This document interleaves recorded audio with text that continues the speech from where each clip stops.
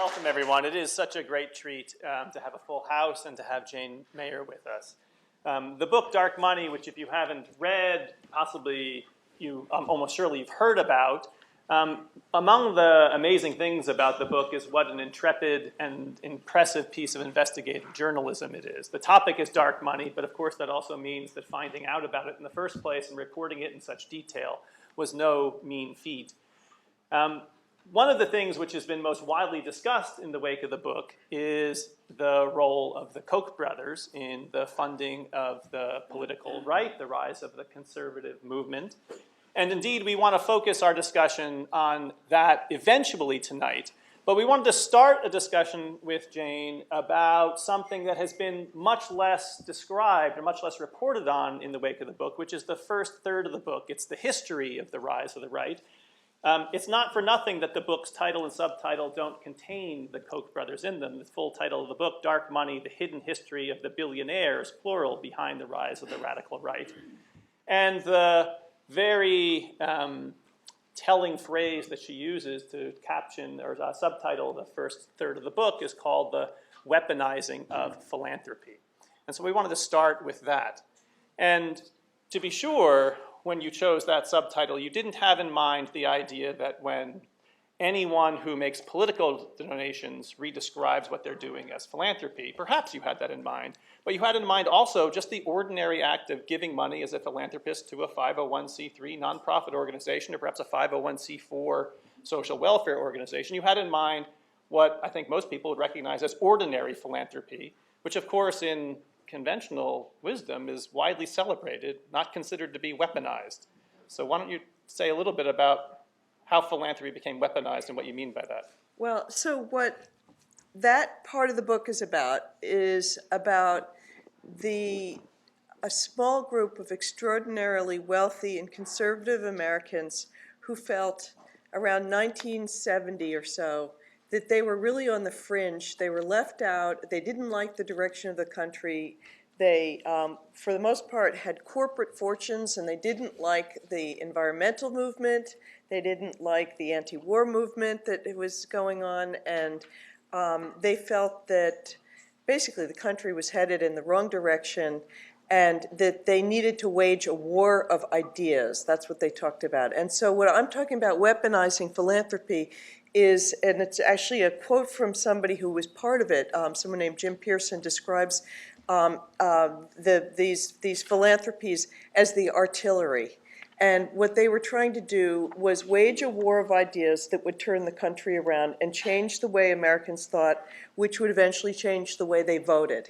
And it was in some ways a planned takeover, really, to try to take over American politics with their fortunes, but instead of doing it in an overt way or by just running for office, they decided to use what they had as a special weapon, which is their fortunes, and to give it away, to target it, spend it in ways that would really change the country. And, if possible, take a tax deduction while they were doing it. Right.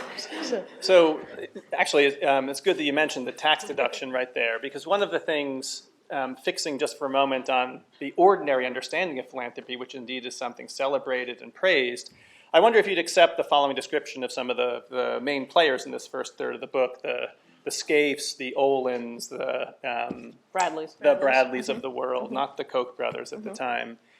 These are folks who, by and large, having made their great fortunes by generating profits from public monies in many of the instances with the companies that they ran, then sought through as many legal means as possible to diminish their tax burden as low as it can go, and then further took an additional tax break in order to set up their foundations.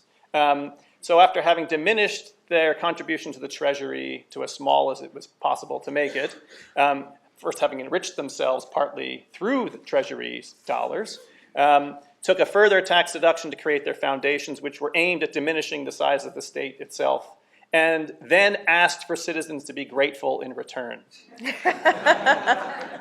Well, I like how you reduced that to just sort of its basics. And I mean, the truth is that, okay, who are we talking about here?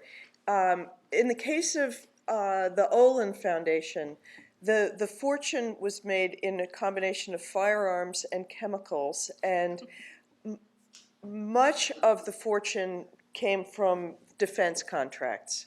The same with the Bradley Foundation, which continues to be one of the biggest players on the right. And it is an irony because a lot of what it spends money on is attacking the US government or the idea of big government. And yet it would not be what it is without those huge defense contracts that so enriched it. And I guess it might be different in the case of the Scaife family. Richard Mellon Scaife is one of the characters in this book, and he's from the Mellon banking and Gulf oil fortune. Oil, it had tremendous subsidies from the U.S. government. It is true, and so that fortune too was helped a lot by the way the tax laws worked. And each of these families, and particularly Scaife, Scaife inherited so much money. By the time he was 21, the lawyer in the family's lawyer talked to him and said, "You need to start a foundation because it's a really good way to save on your taxes."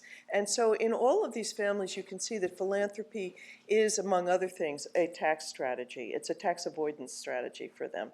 But the weaponization metaphor goes further than that, because I think anyone who's looked at large philanthropy in this country has seen kind of the defensive use of philanthropy when a corporation or a titan, a wealthy individual, is feeling attacked by others. So I think you can take this all the way back to the creation of the Rockefeller Foundation and the Ludlow Massacre, in the sense that in order to either salvage or preserve a legacy as a do-gooder, philanthropy is often the defensive weapon in the case of corporate doings, misdoings or otherwise.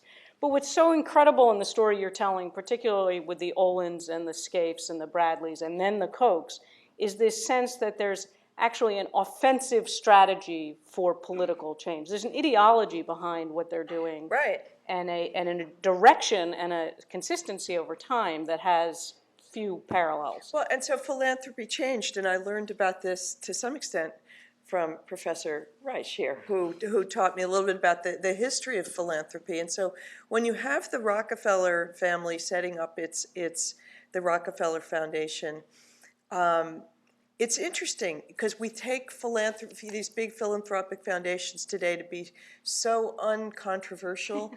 It was so controversial when it was first founded, and the reason was that people in Congress who were not just, and also Teddy Roosevelt, I guess, who was a Republican, they looked at this as a form of plutocratic power that was going to interfere in democracy. It was by nature a project of very rich people, particularly Rockefeller in the beginning, and they didn't want it mucking around in an unaccountable way in the middle of the democratic process. Right. And anyway, but Rockefeller nonetheless managed to set it up, but there were a lot of strings he had to be pretty careful about what he spent it on in order to avoid further controversy. So he could only spend it on science and education, really, right? And maybe religion. Yeah, no, that's right. A few other things.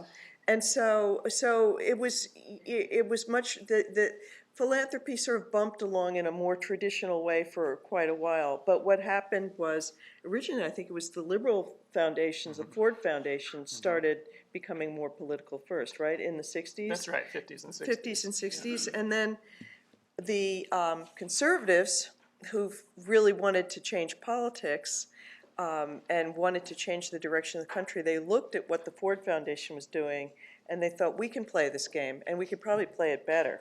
And so they decided to earmark their money specifically to change the politics of the country, and I think that's what's different. It was aimed entirely at changing the politics, and that was because of they were following a kind of a war plan that had been written out in part by Lewis Powell, who was before he went on the Supreme Court in 1971, and he said, if you want to change the politics in this country, you're going to have to change the way people think. And the enemy, he said, it's not the hippies in the streets, and it's not the anti-war protesters. He said the enemy is sort of respectable opinion.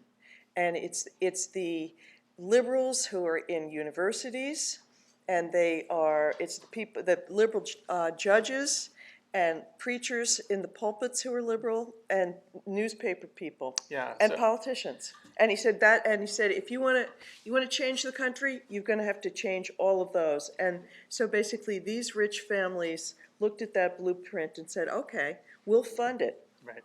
We're here for it. All right, so the inner flap of the book, Sam, if you could post this, it's probably hard to read from back there, but it's a network of all of the organizations, the 501c3 organizations, the 501c4 and C6 organizations that have been funded by the billionaires on the right. And what's notable about this, and I think goes right to the heart of the conversation we're having, is that especially with 501c3 funding, which is there on the right-hand side, think tanks, academia, public policy institutes, this is ordinary philanthropy going to public charities.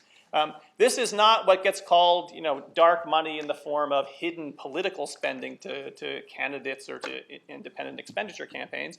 This is money going to universities or think tanks.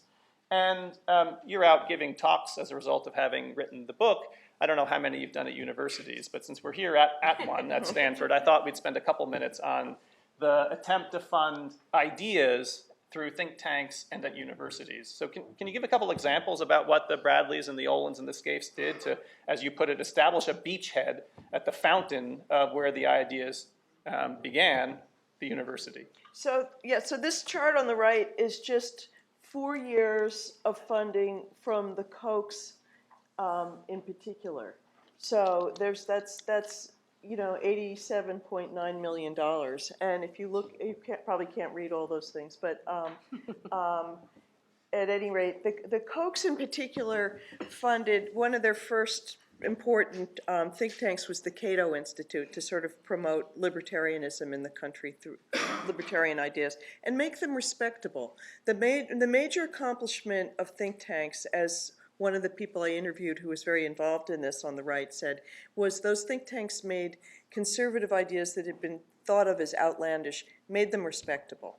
And so that's what the think tanks do. And the universities then, what the Kochs in particular are so interesting because Charles and David Koch are graduates of MIT and they are engineers. And they were trying to look at politics like engineers might. They're building an assembly line, a kind of a structure, and the universities are very important. The first stage of the assembly line is to subsidize what they call the raw products, and those are the ideas. And you are the thinker, you are probably what the raw product maker would be. Right, exactly, with manufacturing line. You are manufacturing line part number one.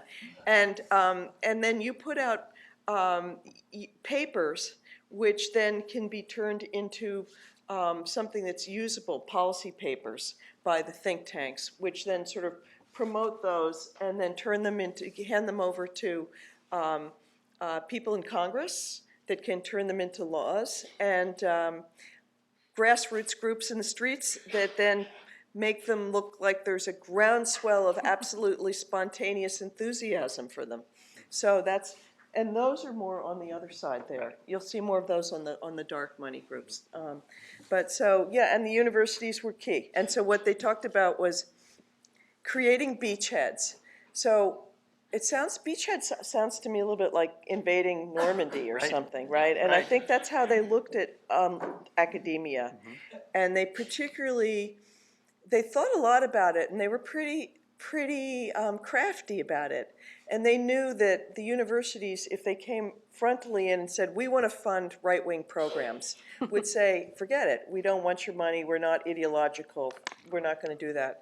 So instead, they worked to look for a particularly sympathetic member of the faculty, somewhere who might share their point of view, who was already there. And that became the beachhead. And they then started offering money to that faculty member to start a center. And the center then that faculty member could hire other members like himself or herself and sort of grow the ideology within the university. And that way it wouldn't be rejected like an organ transplant from the outside. Another positive metaphor. So that was the idea. And it's interesting, they also realized you could do that pretty easily in sort of second and third rate universities and colleges, because they needed the money, and they were, they would take whatever came their way. But the funders realized, if you really want to make a difference in America, you got to go to the Ivy League, and you have to, I suppose, go to Stanford, and you fund the very best, because the rest of the universities and colleges will copy you. So if you can get the Ivy Leagues and Stanford and whatever to go your way, then you kind of got it made. Right. So that's what they were aiming for. Yeah, okay, so one more question on this.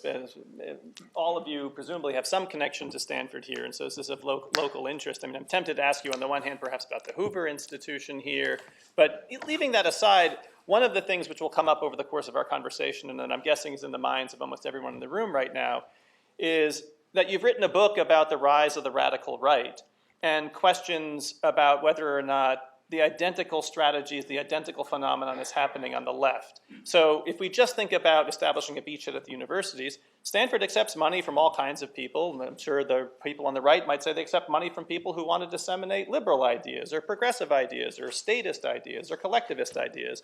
And so all they're doing is finally getting skin in the game, as it were. And there's nothing different strategically. In fact, they're probably they're behind the game, if anything. That's the establishing the beachhead part.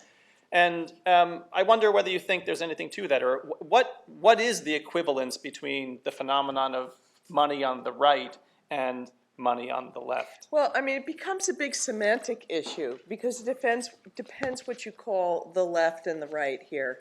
From the standpoint of the Koch brothers, who really do define the far right fringe, everybody's on the left of them. So they see, the universities as bastions of left-wing thinking, because they don't all teach Hayek and nothing else, and so, or von Mises. And I really think to some extent it's not the most useful thing. You're going to get yourself sort of stuck in a bunch of word games, but anyway, they felt that their point of view was not being taught at that point in the 70s enough. And so they deliberately went out to try to fund it and get it moving and they wanted to reach kids. Charles Koch wrote in 1976, as far back as that students are the future, and that and there are other people who are working in this movement who talked about kids as being like bottles of wine.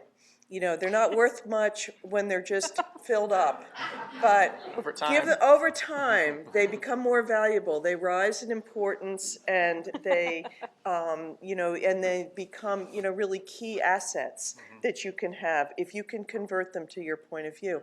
One of the people who was working with Charles Koch in 1976, writing these papers about how we're going to get this movement going, actually said, we really should study the Nazi youth movement, because, and he wasn't saying that we should turn kids into Nazis, but what he was saying was it created a great sense of identity if you start with people who are they're young and they're open to new ideologies.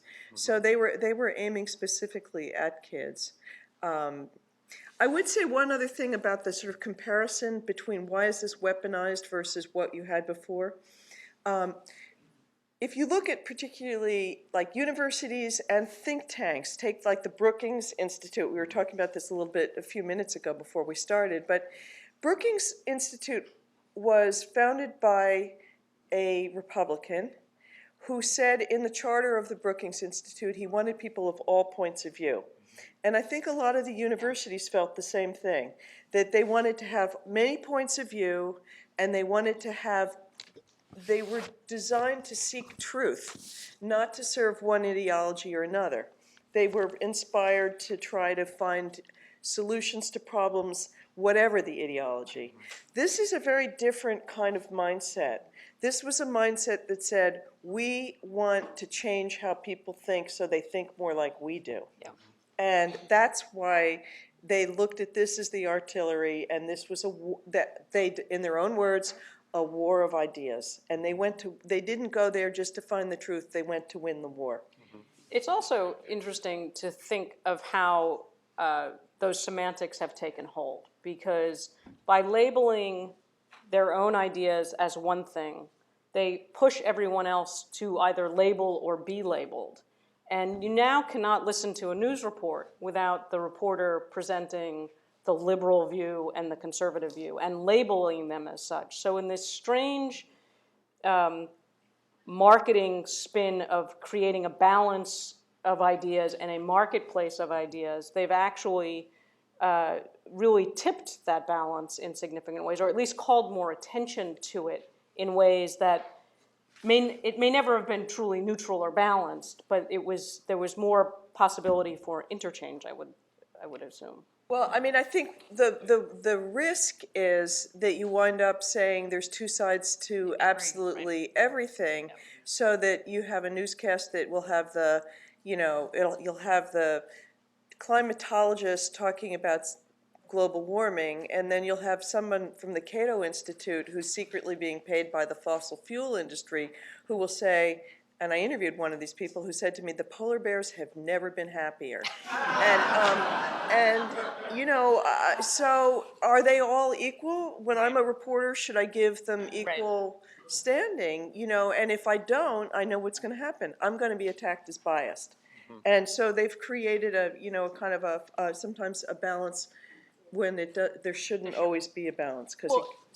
And there's another piece of that too, which is the self-interest, which is where, philanthropists, we debate quite a bit about the role of self-interest in philanthropy, where we sort of assume a type of self-interest in political spending. But a lot of what the book documents is this alignment between the way the political spending, the philanthropic spending, and the Koch's own bottom line, they never seem to veer away from one another.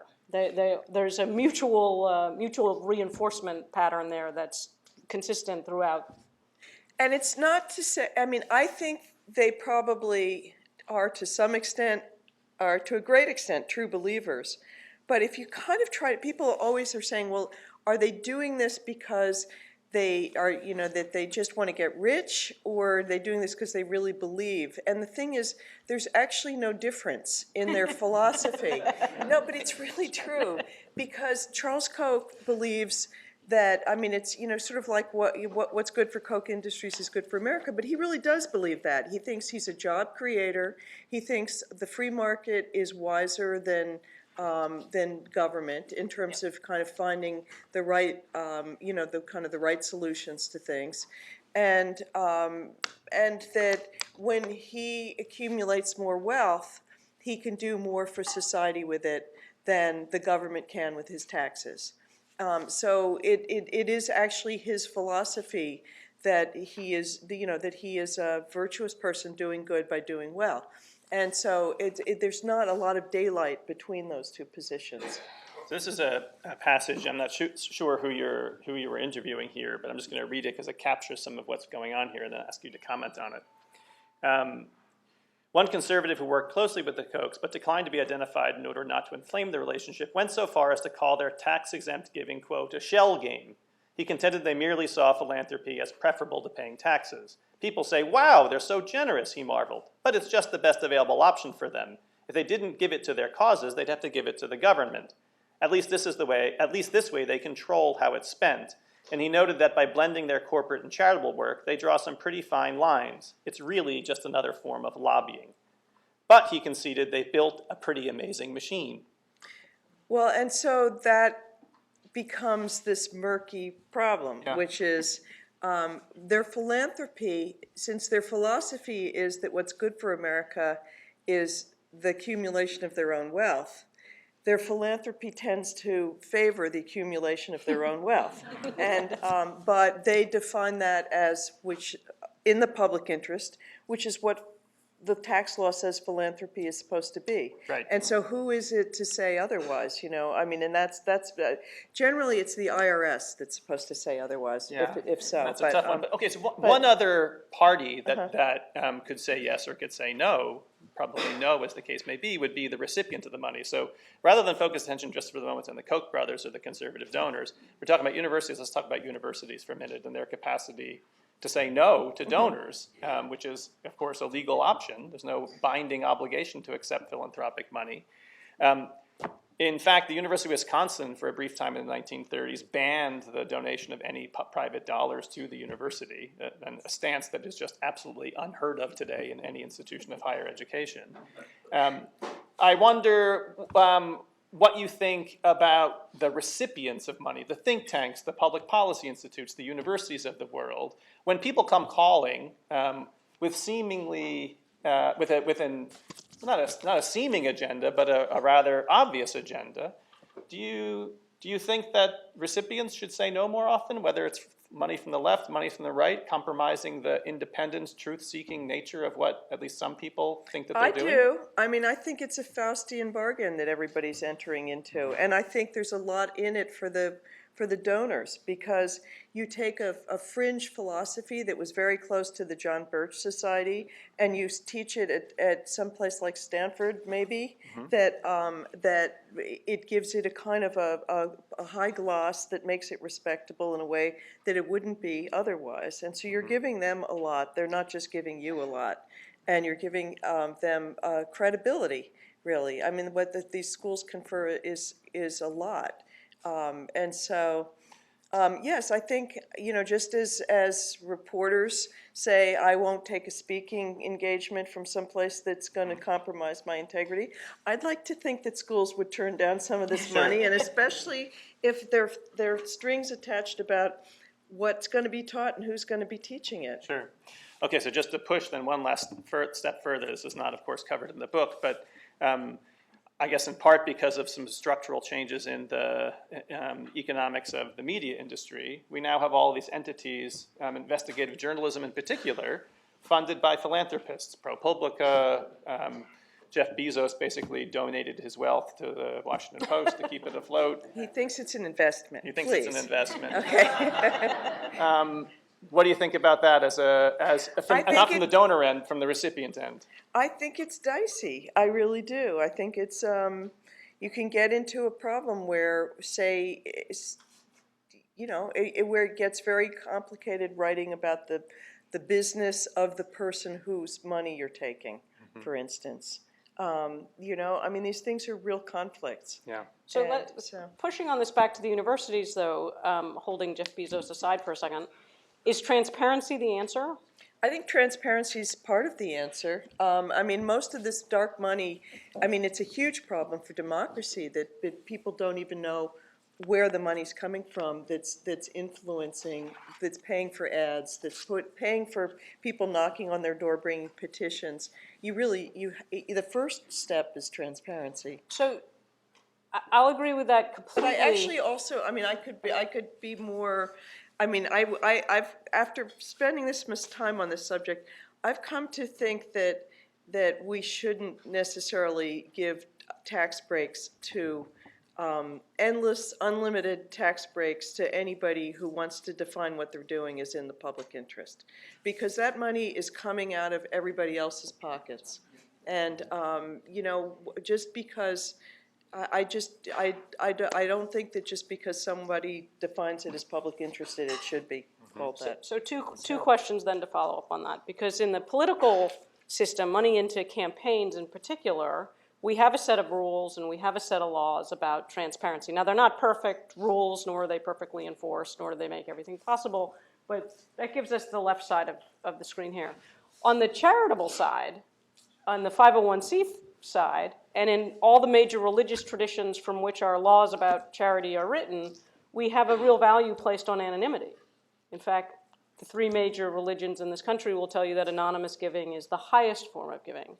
So given that, as you well document, there's been this sort of either blending or blurring of the lines, as you describe it, or this just application of a whole system that was created for one purpose, re-aimed at another, do we abandon that value of anonymity? As a reporter, I tend to be more in favor of transparency than anonymity for the most part. But I think I think that you can have anonymous giving. I'm just not sure that you should have unlimited tax breaks for anonymous giving. I mean, I think that people should be able to give away their money.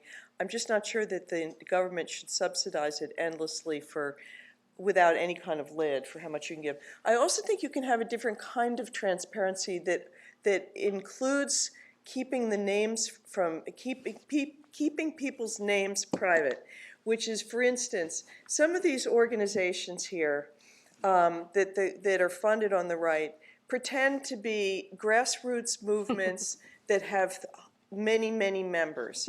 In fact, if you sort of peel back the layers, what you might find is 24 corporations and not a lot of real members.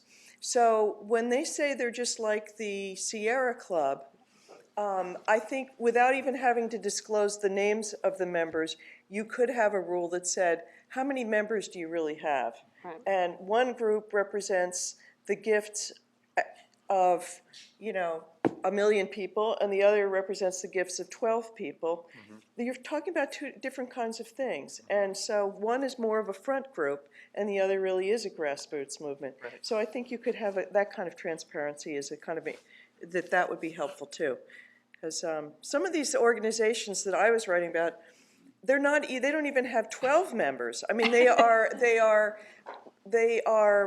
post office boxes that are, where millions of dollars is going through them, but there's no real organization there. They're just a front group. And the legal history in this country for that kind of anonymity and charitable giving is linked directly to that, and linked directly to organizations, the Supreme Court case supporting the NAACP, keeping its membership list anonymous, and being able to prevent people from knowing who the donors were on particularly politically charged issues. There's also a long-standing codification there. So you're getting at something sort of beyond transparency toward how many opinions do you represent, and it brings us back in a way to the pluralism versus autocratic perspective. I mean, I think some of these organizations, since we're talking about philanthropy, are kind of scams, really. And they're not, and so just like other philanthropies that are scams, there are laws about what is in the public interest and what's not, and what's for often real. just horribly enforced if there are laws designed to address those issues. So I want to crawl closer to the second part of the book about the Koch brothers, but one last thing about this. There are so many amazing portraits and stories throughout the book. It's one of the pleasures of reading it. I'm curious to have you say a couple things about one person in particular who struck me. So I'm just going to check to see the room here. How many people have heard of the Olin Foundation? So half, maybe half. This is an so I'm academic group. I'm guessing even fewer have heard of a fellow named Michael Joyce, who is referred to in the book as one of the most influential people of the last century. Well, there's a quote from Charles Murray, who's a fellow conservative, who describes him as the most influential obscure person of the last century. That's what he describes him as, yeah. And there's some great quotes from Michael Joyce. Michael Joyce ran the Olin Foundation, and then when the Bradley Foundation suddenly came into many, many, many more millions than the Olin Foundation had, he quickly moved over and ran that too, and instead. And he describes his attitude as, he says, I'm like a toddler. He says, I fight, and throw tantrums, and then when I get tired, I fall down, cry, and get up and fight again, or something like that, right? And so he's just he said, many people don't like me, but nobody's going to find me insignificant. And so he was really the guiding force behind this weaponized philanthropy. He was a street fighter who felt that the rich guys that were giving away their money didn't know how to make it effective, and he was going to teach them how to really fight, and he did. Fascinating guy, but he then became, in the end of his life, became an alcoholic, and he literally fell off the stage at emceeing some event, and the big money then sort of turned against him in the very end. All right, so the beginning of this book that we've just been talking about is about spreading the ideas. And then, as you describe it, the Koch brothers enter, and it's time to get serious, and it's not just idea dissemination or cultivation. It's time to get the people in the field to do some real work.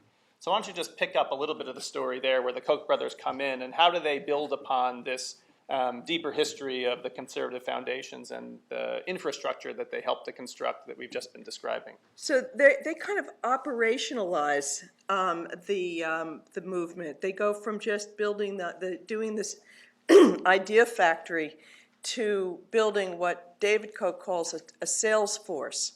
The sales force are the grassroots groups that are going to take the message out into the streets. So there's that. And they also, Koch Industries, meanwhile, is making billions of dollars. It makes $115 billion a year now. And it was having a lot of legal problems. It had a lot of environmental pollution issues and workplace safety issues and all kinds of other legal issues with the government, and it was being investigated for stealing oil from Indian reservations, among other things. And so with all of these problems, Charles and David Koch, they own the company themselves, felt they needed also to have a political presence in Washington. So they're not just going to have airy-fairy ideas. They decided they needed a lobbying operation in Washington, and they actually hired a very big Democrat because they wanted juice on both sides of the political aisle. So so by this point, then, what they're building is sort of a three-pronged machine. They're going to have the idea factory. They're going to have a lobbying operation on Capitol Hill, and they're going to have a grassroots movement that's their sales force that's going to be pushing this philosophy out in the streets and eventually backing candidates. So that's what they do. And so that's probably why you're hearing about them instead of hearing about the others, because the others didn't really take it into the streets the same way. Right. Now, the phrase that you use to describe this, not a phrase you came up with, at least as I recall, but is used frequently, is the cocktopus. The cocktopus. The cocktopus. Yeah. Tentacles everywhere. So this gets started, give us a couple of dates and then up to, let's put, say the Obama administration and eventually get to Citizens United. So how does Citizens United figure into the picture here, both the case itself and then what happens afterwards? So the cocktopus, actually the term was made up by another libertarian some of the libertarians were very critical of the Kochs because they began to think these people are not pure philosophers. They're not just libertarians. They are pushing their self-interest. It's not just liberals who are saying this. The Kochs are actually quite controversial even within the Republican Party because many Republicans feel the Kochs are taking over their party. So anyway, cocktopus is a libertarian. It was a term coined by another libertarian for that. And so before Citizens United, they had the lobbying operation, they had the sales force, they had the idea factory, but they didn't really back candidates in a very big way. They did some of it, but not a whole lot of it.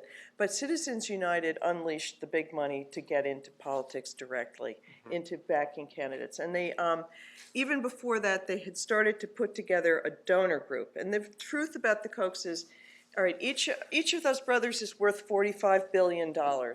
So together they're worth about $90 billion, but that's not even why they have this much money in their group. The reason is they've gathered together 400 or 500 other people who are extremely wealthy, who also are very active conservatives, and they put together a jackpot.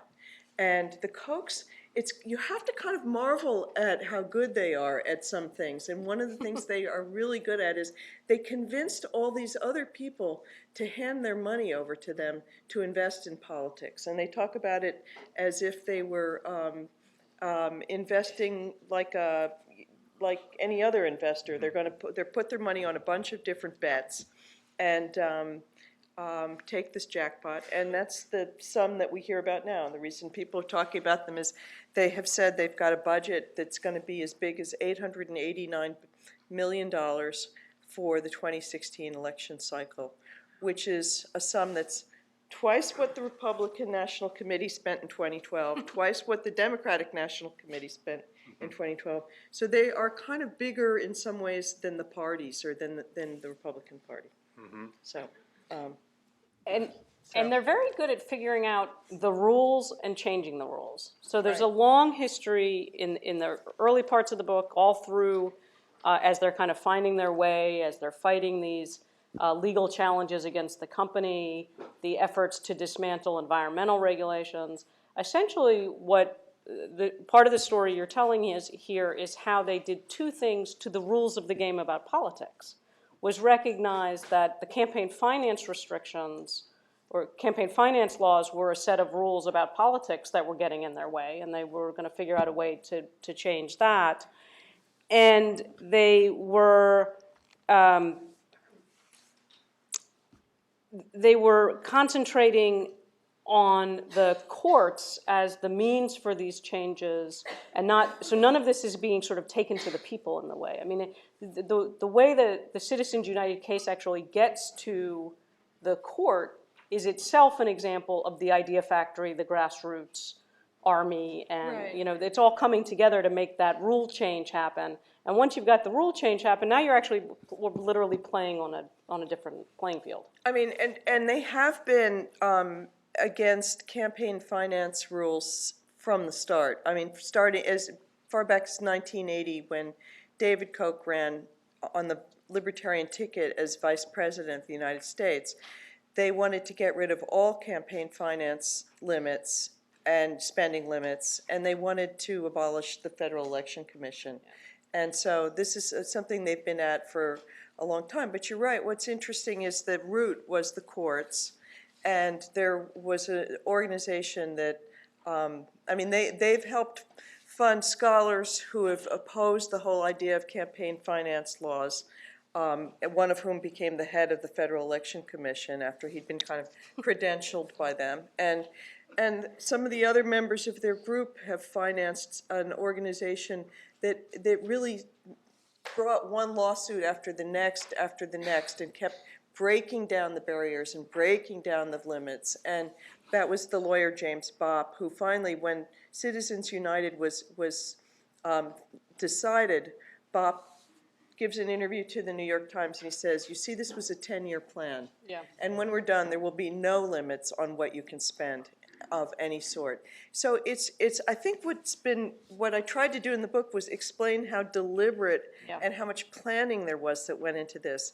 And even if you just look at the judicial piece, one of the things that the Kochs did that was really smart early on is they started having judicial seminars where they would have retreats for judges, and they would treat them to nice meals and all kinds of, a little getaway from, and then there would be a seminar in the morning about, things like why there should be no campaign limits, spending limits, and something like 40 or to 60, I have to look it up, 40 or 60% of the federal judiciary has by now been through some of these seminars, including several Supreme Court justices. And you have to wonder, because you also, I thought, did a wonderful job of pointing out how they'll take the language that's being used against them and find a way to use it to advance the cause. So the campaign finance reform becomes about corporations' rights to free speech. So it's a language of rights. They studied the left. They looked specifically at the civil rights movement, and they realized that sort of liberals are sensitive to this idea of rights, and so they established the right to free speech for corporations instead of saying we want to spend as much as we want to spend. It sounds better the other way. So anyway, you're right. I mean, and it was. It's a lot of very smart people working through these problems. So let me ask a skeptical question now, though. One of the things which, again, I think even somebody sympathetic to the overall story of the book might have, someone on the left who sees the Koch brothers as part of the problem rather than part of the solution, still might say something like the following. So first, There's a lot of political science scholarship that tries to analyze the role of money in politics and comes to the conclusion the surprise is how little money there is in politics, not how much money there is in politics. That if there are these great returns on the political investments that people are making, we should see so much more of it than we actually see. Leaving that aside, what you might also point out about the Koch brothers is that their investments, at least in the presidential level, haven't worked out. And Mitt Romney didn't get elected, and now we've got Trump who tweets things like, it's the Koch primary and the people are going out to kiss the brass ring. Puppets. Puppets, right. It's, you know, and it is true they've won some elections, they've lost some elections. 2012 was one of their big disappointments. But it's kind of missing, I think, the important story, which is that this funding is about so much more than just elections. It is about a war of ideas. It's about ideology. And what they're aiming at is to try to change the whole vocabulary of American politics so that the government is the enemy. So if you are, because they are radical libertarians who really see the government as the enemy. So if you look at a lot of the talk of, even when you had Bill Clinton president saying the era of big government is over, that was a great victory for people who think like the Kochs. And it was kind of unthinkable that Democrats would have been saying that 10 or 15 years before that. So, and what you find also when you're looking at the influence of money, and there have been many other academic studies about this, what happens is that the people who are spending big often have different priorities than the rest of the country. Mm-hmm. And their priorities are the ones that prevail in Congress, particularly, and in state legislatures. So over and over again, you see sort of private interests, so to speak, trumping the public interest in a lot of these elections. Also, finally, so much of the effort of the Kochs has been aimed at the state and local level. Right. It's a real mistake to just look at the presidential level politics is the place where money goes least, has the least impact. Mm-hmm. It's the most expensive, it's the most exposed. You can't really just pull it over on people on the presidential election if you're a bad candidate, you know. But on the local level and state level, I mean, they're putting money into school board races. Mm-hmm. And in that level, where there's much less knowledge in the population about what's going on, and much less media coverage, money goes a whole lot further. Yeah. So. All right. So another question that's just an extension of this. This book sometimes makes me think of something that Michael Lewis wrote a long time ago about Wall Street, a book called Liar's Poker, I think was the name of it. And he wrote it as a big expose about the greed and narcissism on Wall Street, especially amongst the 20-something Ivy League grads who go and populate it. And he thought that having written the book, people who read it would think, oh my gosh, this is so terrible, and try to do something different. And what the book turned out to be, in his own words, it was a recipe for people who wanted exactly that thing. And this may be too. Dark money is what everybody's going to want. Well, so that's where I'm going with that. So what would your reaction be if liberal billionaires read this book and took this as a playbook for the next election or the next 20 years? You know, I think that, I mean, it wouldn't be my choice of what the reform would not be to try to put more dark money into it, you know. I have heard that people have said, I guess it was Churchill or somebody said that the cure for, you know, when democracy doesn't work is more democracy.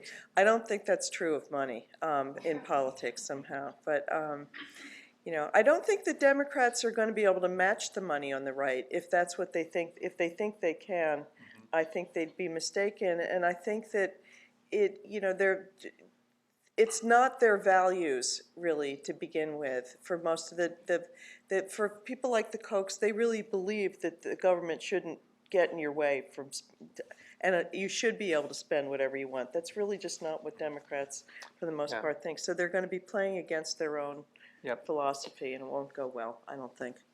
Okay, so we're easing up to 8 o'clock here. We're going to open the mics in just a minute, but we'll go around the room if you raise your hands to ask a question. But given that we're in the middle of a contested primary season, I can't resist asking what you think the Kochs are making of what's happening in the Republican primary. And then if you're willing to say what you make of it. So, I mean, I've been trying to do a little bit of reporting. I did go to Wichita to hear Charles Koch speak a little while ago. And it's clear from what he was saying that he's horrified by Bernie Sanders, but he's also not happy about Trump. And part of, I mean, and part of what Trump's positions conflict with Charles Koch's positions on immigration in particular. They like cheap labor. That's one way to put it, and they like open trade.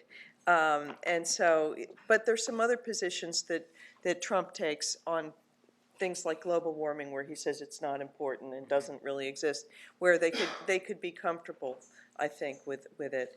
I don't think this is, I think they probably are completely confounded by how did this happen? This was going to be the year where they put together the biggest jackpot ever, and they were finally not just going to have one over the House and the Senate and maybe the courts, but this was the year to try for the White House. But they're often unhappy with the outcome of politics because, in truth, really, beginning with 1980, when David Koch ran against Ronald Reagan from the right, they felt Reagan was too liberal.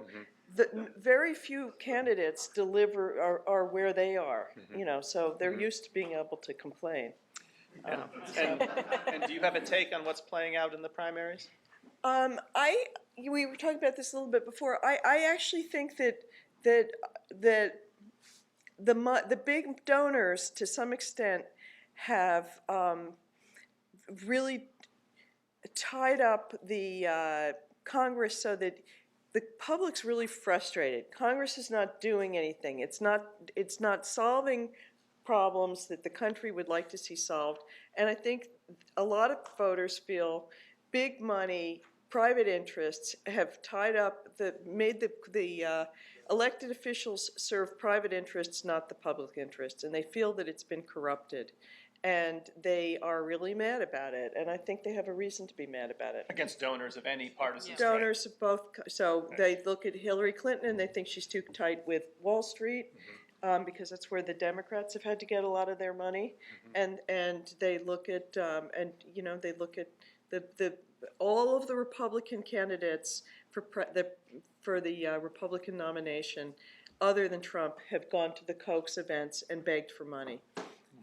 What picture does that send out to people who are, it's a picture that's not flattering of what your politicians are doing and who they're serving, really. So I think there's a lot of frustration with money, big money out there. Yeah. All set? Okay, we're going to open it up to questions.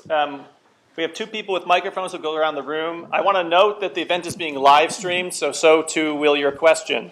And that's a reminder, please, to ask a question, not to make a statement. And why don't we begin with you, sir, and then we'll come over here.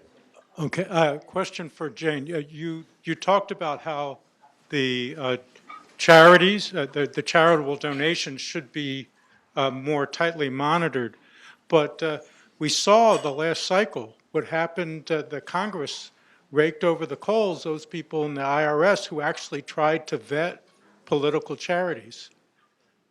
I agree. And I think, and what's happened since then is even more pitiful, which is that Congress has put into a bill that the IRS has been forbidden from trying to figure out how to police those 501c4s, those social welfare groups that are dark money groups. The IRS's hands have been specifically tied by Congress, so they can't do anything about these dark money groups. I think people, Congress, people need to speak up. If they don't want to have dark money, they're going to have to make a bigger fuss because, the IRS is not doing its job right now. And if I could add just there, it's a very peculiar thing to task the IRS with policing this particular type of activity. The IRS's institutional purpose is to collect tax revenue, not to figure out what's on the right side or wrong side of a political line. So it's institutionally unsuited for the task that it's been asked to do, in addition to being barred from doing it in this particular instance. Over here. Hi. I'm Barb Wyndham, and I want to thank you, first of all, for your insights about dark money. They've been really interesting and helpful. I think many of us here would like to actually do something concrete to help. And I'd like to suggest one step that people can actually take tonight and then ask for your thoughts on other things that might be happening around the country. One thing I would suggest for tonight is anybody here could sign a petition to support AB 700, which is the California Disclose Act. It would require the 3 largest funders of any political ad to be listed clearly and unambiguously in the ad itself. So it recently passed the Assembly. It's sitting in the Senate. It's going to be stuck there unless we all do something about it. And the thing that we can do is we can actually sign a petition. There will be people outside at White Plaza afterwards with petitions for you to sign. There will also be people handing out these cards from the California Clean Money Foundation. It will direct you to a place on a website where you can sign the petition. So that's my public service announcement. I'd be curious what else is going on around the country like this, and what do you think? So I've been sort of down a rabbit hole all these years working on this book, so I apologize, but I don't feel I've been able to keep up with everything that's happening all around the country on campaign finance. But I am told there are a few states where there are actually very interesting things being done that work relatively well. I think in New York, that it may be New York City, but it may be New York, I'm not sure which, but that there's a funding recipe that they're using where small donors are having their money added to by the city or the state, so that small donors can augment their small donations and try to balance out big donations that way. I mean, it sounds kind of crazy, but apparently it's working relatively well. I think it may be in exchange for the candidates accepting limits on what they spend. Yeah. And so, I mean, things are being tried. I do think there's a whole lot of frustration. The conventional wisdom in Washington for a long time has been, among sort of the political cognoscenti, is that people are unhappy with the campaign finance laws, but they don't really care about it.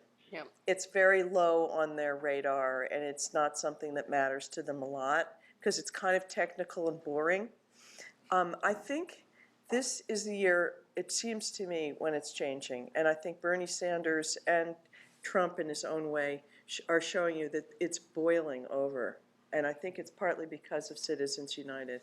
So, I mean, if that can be harnessed in some way, I think you can see some reform. Please. Yeah, thank you for all of your work. And it is scary, this dark money and this machine and the grassroots and the playbook. At the same time, I try very hard not to pick heroes and villains. And if things were reversed, if my favorite causes were being promoted by a well-orchestrated, well-funded campaign, I might be pretty delighted about it.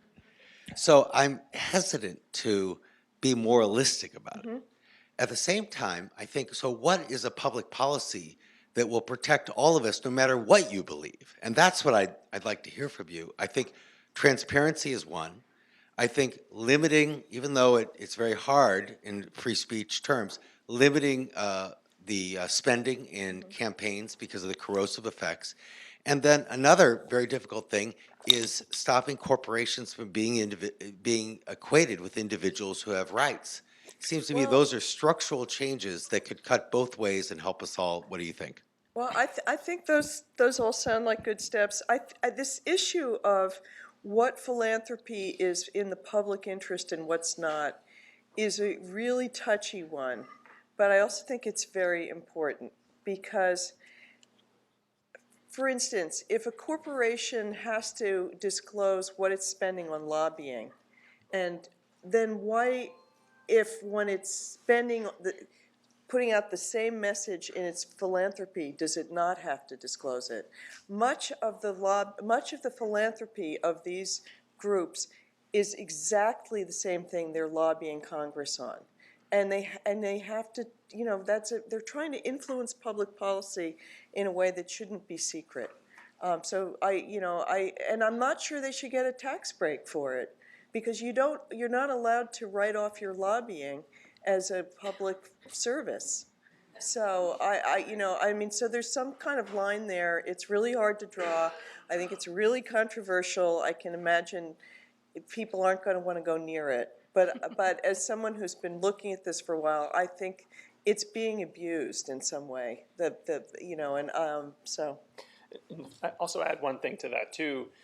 Here in Silicon Valley, various people are pioneering a similar blurring of the lines between things that sometimes are called corporate social responsibility and go under the heading of philanthropy or charity, and less lobbying, which is in the corporate interest, but also doing things that are political spending and seed investments. And so you have entities like the Omidyar Network, or what Mark Zuckerberg and Priscilla Chan just announced. They're creating this kind of hybrid philanthropic entity that can make for-profit investments in companies. It can make political donations if it wishes, and it can also make grants to 501c3 or 501c4 entities, all under the same roof, depressing different tools and levers to suit their purposes as they see fit.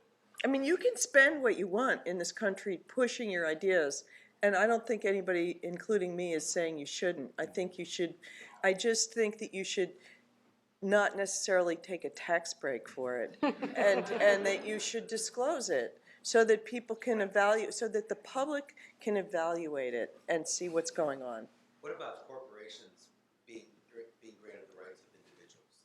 You know, I'm not a lawyer, so I don't feel I'm really qualified, to contradict the Supreme Court.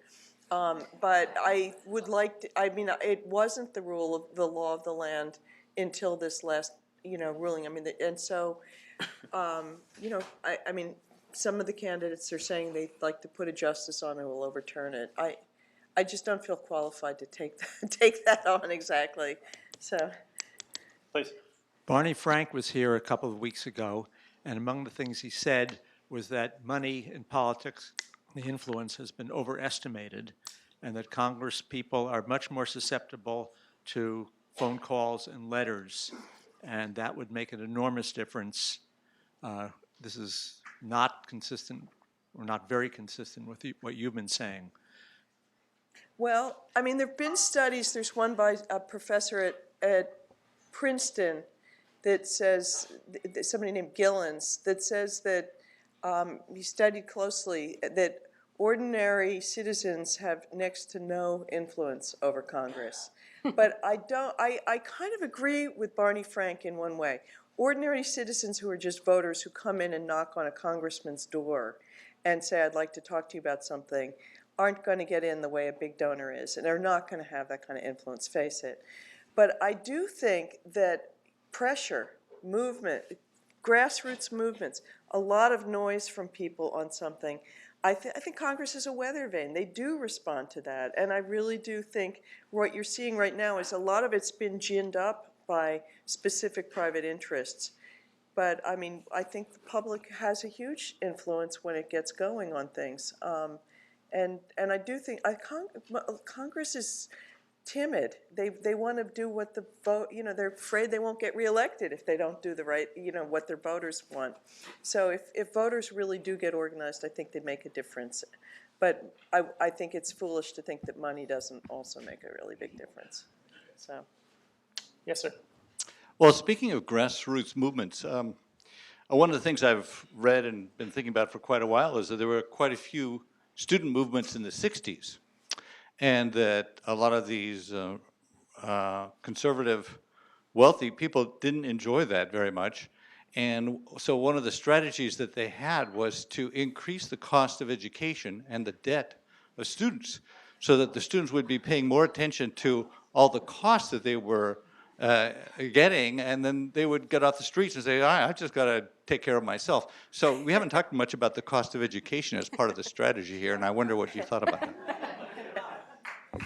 Well, that's interesting. It is. I don't know that there's a conspiracy to raise the tuition fees by the right wing, but I can say that there's been, that there are a lot of big conservatives who are involved in the groups that I'm writing about have been trying to cut off public funds for schools.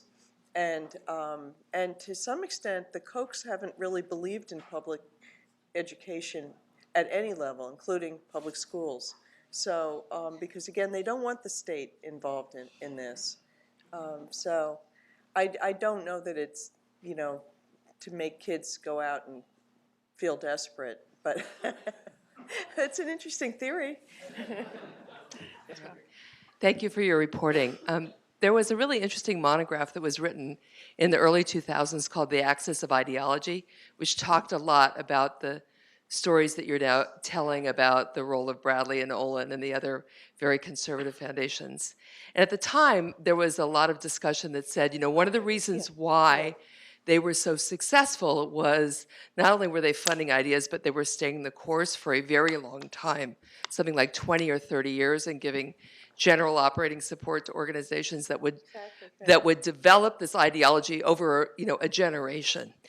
In contrast, the liberal foundations were also funding strategies, but they tended to be more issue-oriented, taking on particular issues like climate or housing or other issues. So the liberal foundations were actually funding a lot as well. They were just funding issues that tended to be more shorter-term political campaigns. So I'm curious if in your reporting you see that distinction, and you also see any discussion now among the liberal foundations about whether they too ought to be investing in the generation and dissemination of ideas in ways that they perhaps haven't been over the last several decades. So I know that report you're talking about. I thought it was really a good report. And one of the things that's so striking to me about all of these funders is that they stuck with it for decades. I mean, with very few results at first. So this has been a really long game. It's been going on at least 4 decades with some of these funders, particularly the Kochs. And they didn't require necessarily having immediate results. And I think that, and that they have been incredibly persistent. And eventually, it's created something that's made a real difference. And I do think on the left, they've been funding things quite differently, but they've been studying it recently, from what I understand. There's an interesting, I flagged page 55 for those of you who are going to go buy the book. Since we're partly hosted by the Stanford Center on Philanthropy and Civil Society, which also has a lab on effective philanthropy, and if you took some of the language out of this page, I think you could find it in most foundations of any political stripes strategy papers now. It says things like, in order to avoid undesirable criticism, how the organization is controlled and directed should not be widely advertised. He wrote that to fund their future political enterprise, they should make use of all modern sales and motivational techniques to raise money and attract donors, including meeting in a home or other place the prospect enjoys being, something every development person worth their salt has considered. He talks about the need to cultivate credible leaders and a positive image, to work with rather than combat the people in the media and the arts. And then, as Jane mentioned, he talks about the need to focus on youth. You could take all of that and find it in almost any major foundation strategy paper. It happens to be from Charles Koch's 1976 paper, ironically titled, "Ideas Do Not Spread." Yes, sir. The Koch brothers have scrambled some political coalitions recently because they're really into criminal justice reform. And specifically, I think one of the things they're interested in is reforming, decriminalizing marijuana and drug laws and things like that. But they're also supportive of a provision that's working its way through Congress right now that's attached to one of the big criminal justice reform bills. And it's a mens rea provision that would lower the level of culpability that corporations need to have in order to be convicted of public welfare crimes. Meaning right now it's something more akin to simply negligence or recklessness, whereas if this bill passed, you would need some higher level of culpability. So based on what you've read and what you understand about the Koch brothers' philosophy, which of those two things is driving their interest in criminal justice reform? Is it self-interest, or do they have this more libertarian interest in criminal justice reform, or is one of the two simply along for the ride? Well, I mean, they have said themselves that what got them into the criminal justice reform issue was that they were Koch Industries was prosecuted for an environmental crime in 2004, and they felt that they were unfairly treated. They had they pled guilty to covering up that they were emitting benzene into the atmosphere, which is a carcinogen, and they had to pay a very stiff fine for carcinogenic emissions. And so they've said, so what motivated them in the first place? They've said that's what it was. And that speaks to the corporate crime issue. But all the way back, they've been, as libertarians, they've disliked drug laws, and they've also been, I mean, they really are libertarians. They look at this, they want to weaken the state. And that includes the Justice Department. They'd like to see fewer prosecutions. And I think, they probably like to see fewer prosecutions of companies like themselves, which is what they've said from the start. So it's a big part of their thinking. I think we'll just take just a few more questions and then wrap up so we can go outside and sign books. Yes. Thanks for an interesting discussion. So the only way I see out of this influence of dark money is informed electorate. Otherwise, you have more money going after money, and then there's no way out of it. And then to have an informed electorate, I mean, the issues are so complex. The Glass-Steagall Act, the CDS, things which in the end up mattering a lot.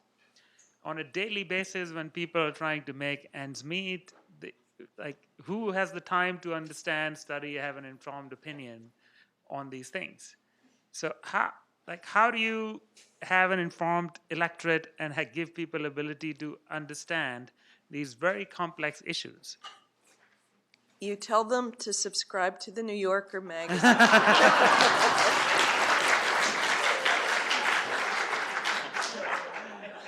And for the rest of the 300 million. No, I mean, what can I say? I think informed electorate is the key. People have got to be informed, and they can't be informed if they can't even know what's going on, here.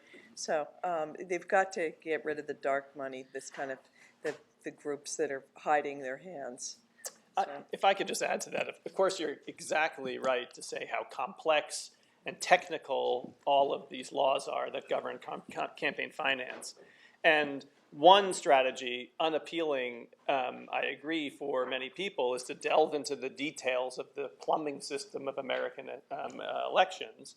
Another thing that might be seemingly less burdensome and perhaps more hopeful would be to look at the campaign finance rules of other countries, which aren't plagued in anything like the same way that ours currently is by dark money, which is not to say we just adopt in the United States wholesale what goes on elsewhere, but that other recognizable democracies don't run things the way we do here. We might actually learn something from them. Yeah. I mean, I actually think that something else that people aren't talking about anymore, but that it's funny that just got abandoned. But part of the reason there's so much dark money, that there is so much money, is because the campaigns have to spend so much to get elected, which means buying airtime of one form or another. And there was a movement to get the networks and the TV stations in exchange for their broadcast licenses to provide free airtime. And it was moving along pretty well, but it was the companies that owned the stations make so much money out of these campaigns now that they've lobbied Congress to stop it. And that's kind of scandalous, I think. And as somebody who's part of the same media, I'm not sure we gave them a hard enough time about it, and maybe it should be revisited. Because the other way to take money out of politics is to make it a little less expensive, Right. and they shouldn't have to spend this much. So. With apologies to the other people in line, let's take one last question, and then we'll move outside for anyone interested in having a book signed. I was planning to buy your book, but this has been very depressing. It's supposed to make you mad, not sad. We left out all the funny bits. They might be after me if I buy the book. But my question is there anything on we won't say the left, but anything to the left of these guys is comparable? or possible? Oh, I mean, I actually am relatively optimistic that people are noticing that the money situation's really unfair and quite corrupt.